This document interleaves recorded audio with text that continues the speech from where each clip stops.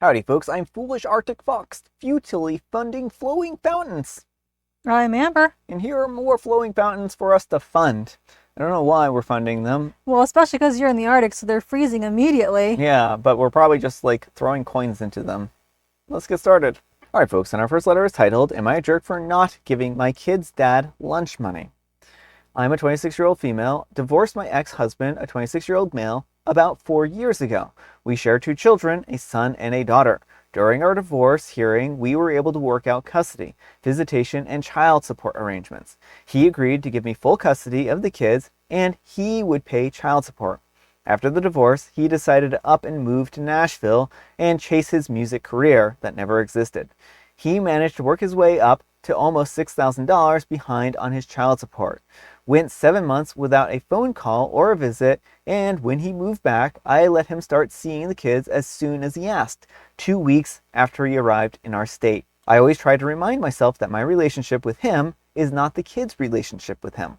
Anyways, fast forward to now, his grandfather has been paying his child support monthly, according to his grandmother and aunt, so that he doesn't lose his license or go to jail. He went out and got a job about 2 months ago, and the lady assigned to our case is great at her job, so even though he did not report his job, she knew that he was working. His grandfather pays the monthly amount on the last day of every month, so I received December's amount on December 31st.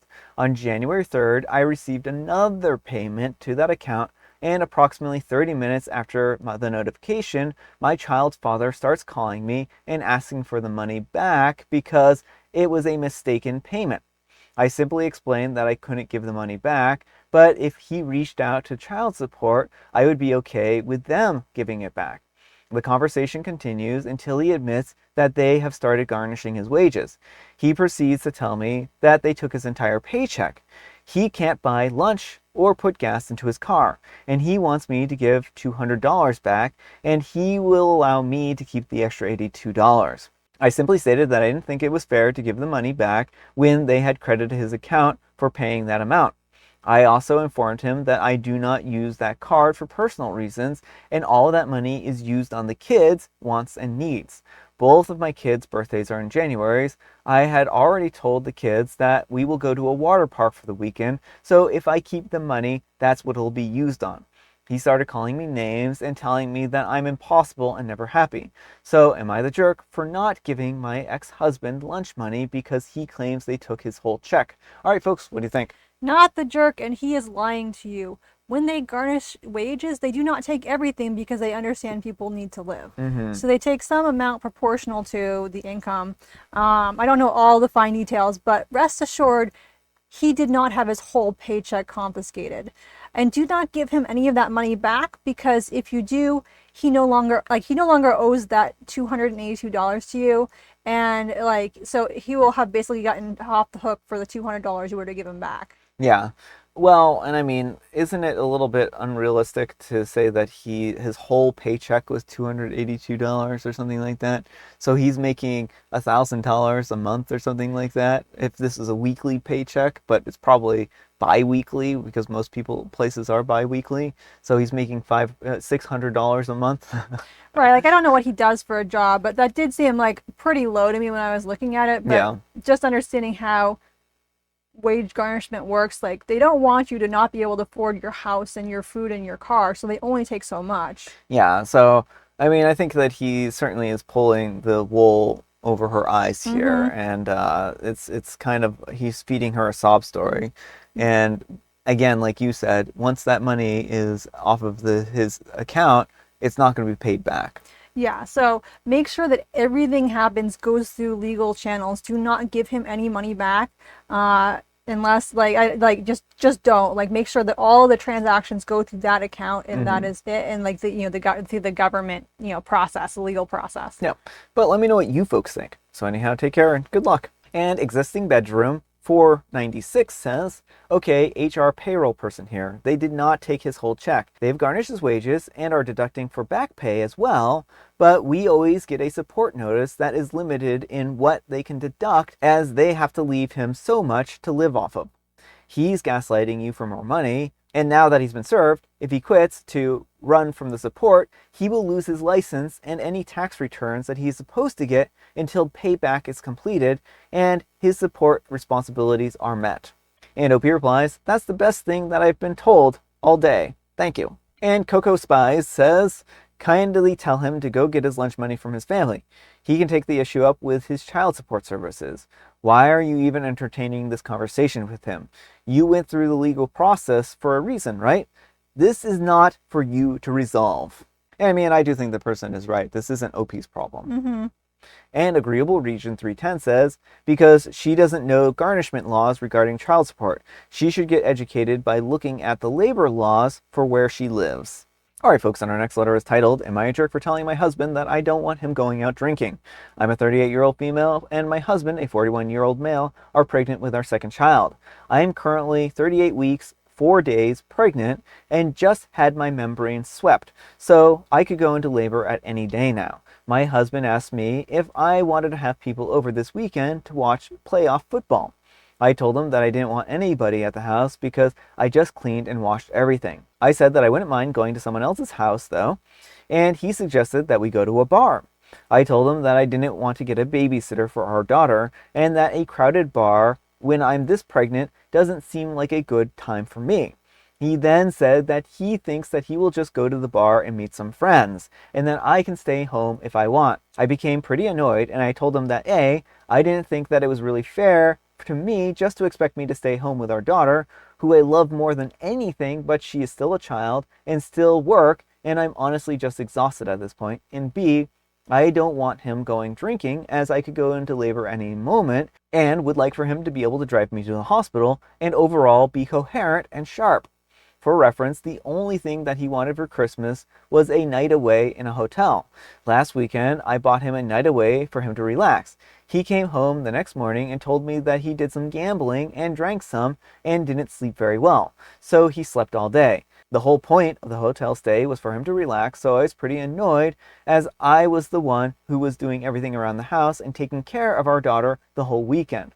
He got mad when I got upset about him even suggesting going out with his friends this weekend. He said that I should have handled it better, which I probably should have, but I'm frustrated that this even needs to be a conversation, and that I have to feel like the bad guy by telling him that I don't want him to go.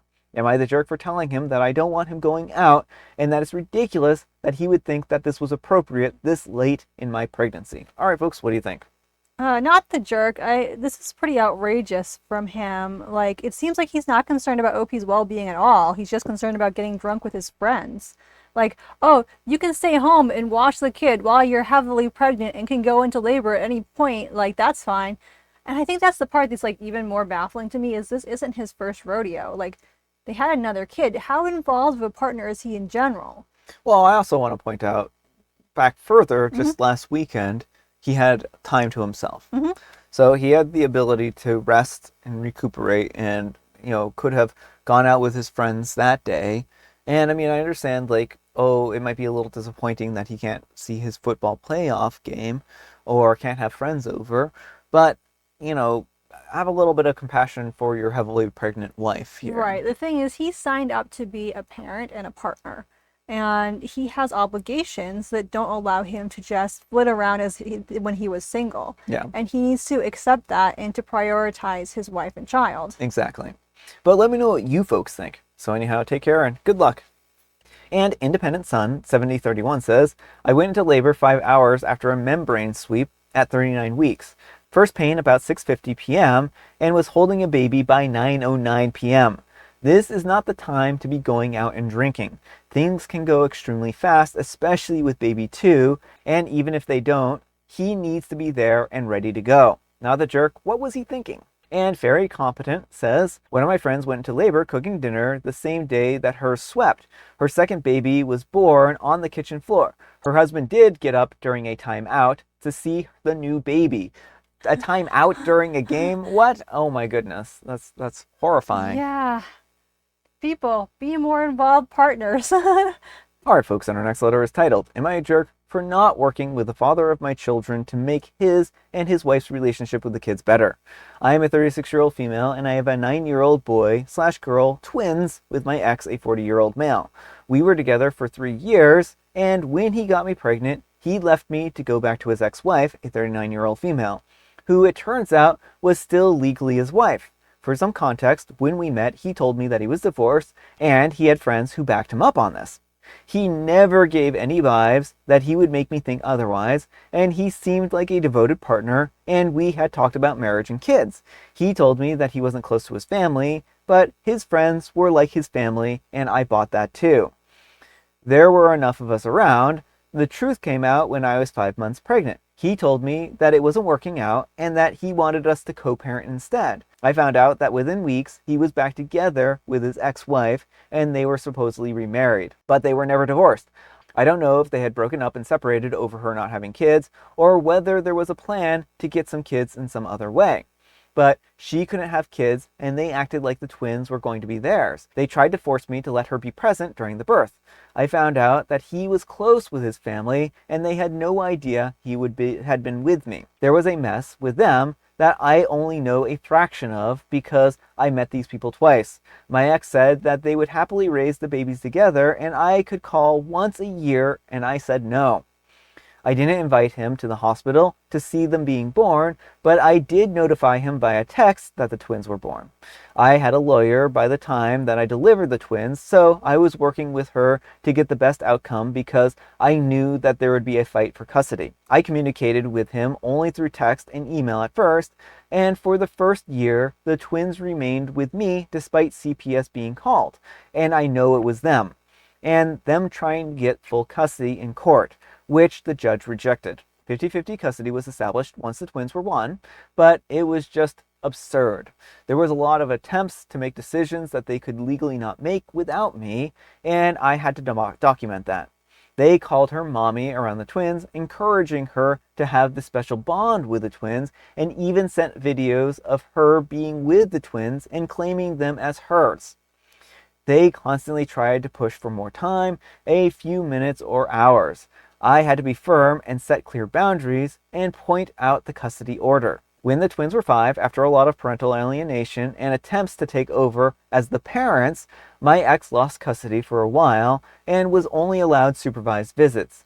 There was some back and forth regarding this because every time he would progress to every other weekend, they would be back to their old ways and trying to influence the kids to call her mommy and attempting to essentially steal the kids from me.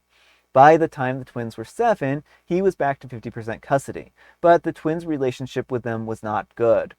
This has been a problem for 2 years now, and he has told me about it via email a few times, but he has asked me for help lately. My ex complains that the kids are rejecting them, and especially rejecting his wife. He mentioned how they wanted to sit in on a therapy session with the kids, since I have them in therapy. But the kids said no to his wife being there, and how they act like they don't know her, and they don't listen to her. I have refused to help him and work with him on this. He has sent some strongly worded emails about us needing to work together for the sake of the kids. I admit that a part of me is happy about it after all they put me through and how they tried to take the kids away, after using me the way that I was. I wish my kids didn't have to see them at all. I know this might make me the jerk though, because this is about the kids. Am I the jerk? All right, folks, what do you think? No, not the jerk. I mean, do only what you are legally required to and document everything they send you. Yeah. These people have made it their goal to make OP's life a nightmare because they just wanted free kids. Like, Yeah. I am guessing that OP's ex started dating her with the intention of getting her pregnant so he could then swoop in and take the baby. And when that didn't work, he's done everything he can to try and ruin things for OP so he can make the kids his. Yeah. Well, I mean, that's really what this seems like, right? It seems like this was a premeditated plan between the two of them to go ahead and find a surrogate for their kids. And she, it seems like I just can't see any other possibility, because why would she jump back in a relationship with this guy if this hadn't been the plan, right? It seems like they wanted kids, they figured out a way of getting kids. Well, and that's why, like, they had his friends back him Yeah. up. And she never met his family until later and everything. Like, it seems like the most likely scenario is that they were planned this from the start, which is really gross and horrible. And I do not blame OP one bit for not wanting to help this person. And it's his own doing. He has been a slimy person from the get-go, and the kids can see it. Yeah. But let me know what you folks think. So anyhow, take care and good luck. All right, folks, it is tea time. Grab your beverages of choice. I've got some tea right here, and Amber, she has a joke. Why did the man bring a snowplow to the cereal aisle? Oh, he brought a snowplow to the cereal aisle because he heard there were some Frosted Flakes there, and they needed a cleanup on aisle 5. Yeah, I mean, that's basically, he heard there were a lot of flakes. Oh, a lot of flakes. Yes. And today is my dad's birthday. My dad drives a snowplow during the winter, so that is part why I picked the joke. But it's also International We're Not Broken Day, and I'm going to read the thing from National Today for you all. We observe International We Are Not Broken Day on January 17th. The day creates awareness about the fact that despite what society thinks of individuals with a history of physical and emotional trauma, mental illness, amputations, or disorders that seem invisible, they are human beings and our neighbors. The word broken indicates something that is not working. Trauma and disease, however, should not define what or who we are. But if we give in to the broken tag, it can easily lead to depression, isolation, and misplaced guilt. International We Are Not Broken Day seeks to put an end to the cycle, challenging societal norms. It's a good day. A good day. And I have the special guest tea, some matcha. All right, folks, that's all the time we have for today. Thank you so much for watching. Happy Friday, folks. Fantastic Friday. Amber, we need some kind of moral advice and or guidance, and please have it in the form of a fortune from a fortune cookie. If you scam people, karma may come back to you. Yeah, I think that's a good fortune. Thanks so much for watching, and we'll see you all tomorrow. Bye.